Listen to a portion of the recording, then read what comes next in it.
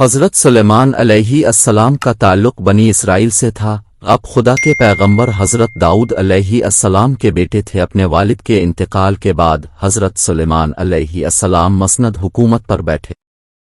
حضرت سلیمان علیہ السلام شاہی تاج سر پر رکھ کر جب تخت پر پاؤں رکھتے تھے تو ان کی ہیبت سے تخت اس وقت حرکت میں آ جاتا تھا، اور طوطی و طاؤس بھی خدا کے حکم سے اپنے اپنے پر پھیلا دیتے تھے، اور پھر اس سے بوئے مشک وغیرہ نکلتی تھی۔ حضرت سلیمان علیہ السلام ہر جانور کی بولی کو اچھی طرح سمجھتے تھے۔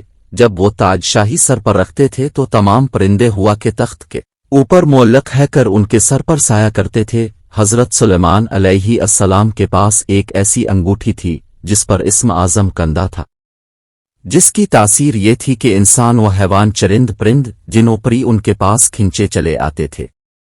ایک وقت ایسا آیا کہ ان کی سلطنت بہت بڑھ گئی۔ ایک روز حسب معمول حضرت سلیمان علیہ السلام قضائی حاجت کے لیے باہر گئے اور اپنی انگوٹھی ایک لونڈی کے حوالے کر گئے۔ اس دوران دیوہے کے ملک کا بادشاہ حمودسہ کسی طرح وہاں آ گیا اور لونڈی سے انگوٹھی حاصل کر کے تخت سلیمانی پر جا بیٹھا۔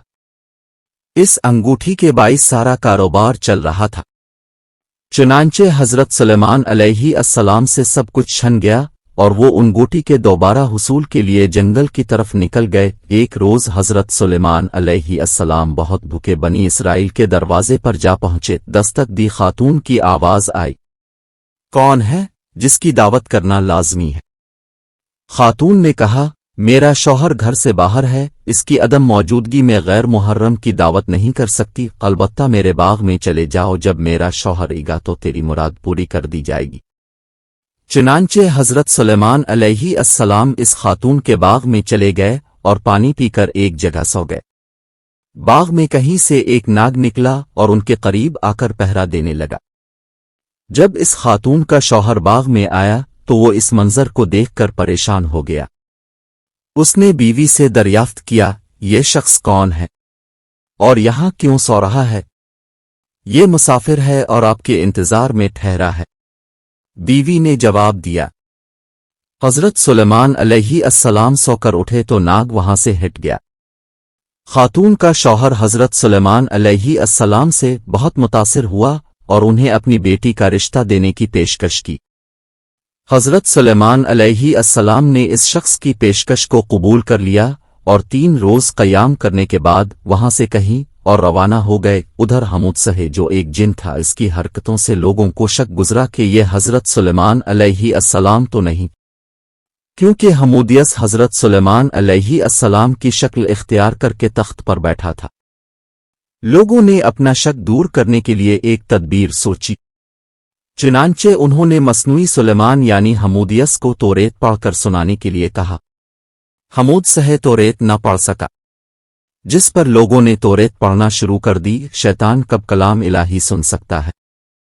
حمودیس وہاں سے فوراً غائب ہو گیا اور انگوٹھی کو دریا میں پھینک دیا، جسے ایک مچھلی نے نگل لیا۔ ایک روز حضرت سلیمان علیہ السلام نے دریا کے کنارے چند لوگوں کو مچھلیاں پکڑتے دیکھا، چنانچہ اب بھی ایک شخص کے ساتھ مل کر مچھلیں پکڑنے لگے۔ اتفاق سے وہی مچھلی ان کے جال میں آئی جس نے انگوٹھی نگلی تھی۔ حضرت سلیمان علیہ السلام نے اس مچھلی کو اس شخص سے خرید لیا۔ ان کو بالکل معلوم نہ تھا کہ ان کی انگوٹھی اس مچھلی نے نگلی ہے۔ گھر آ کر حضرت سلیمان علیہ السلام نے مچھلی اپنی بیوی کو دی اور کہا کہ اسے آج شام پکا لینا۔ جب ان کی بیوی نے مچھلی کا شکم چاک کیا تو اس سے انگوٹھی نکل آئی، جسے حضرت سلیمان علیہ السلام نے فوراً پہچان لیا اور انگلی میں پہن لیا، جس کے بعد ان سے چھینا ہوا تحت انہیں واپس مل گیا۔ حضرت سلیمان علیہ السلام نے اسے اللہ تعالیٰ کی ایک آزمائش سمجھا جس میں وہ پورے اترے۔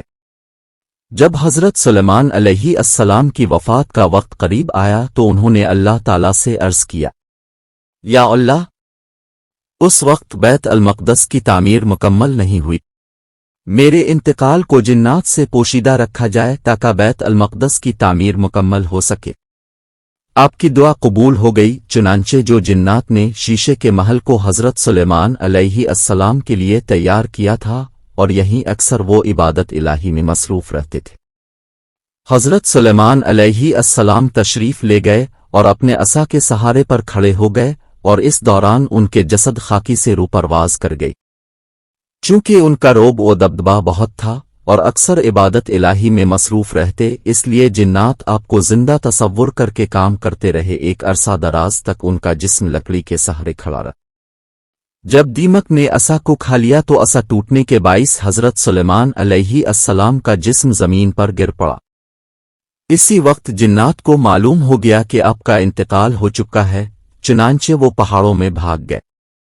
ہوا حکم خدا سے تخت سلیمانی کو اڑا کر لے گئی۔ اس وقت تک بیت المقدس کی تعمیر مکمل ہو چکی تھی۔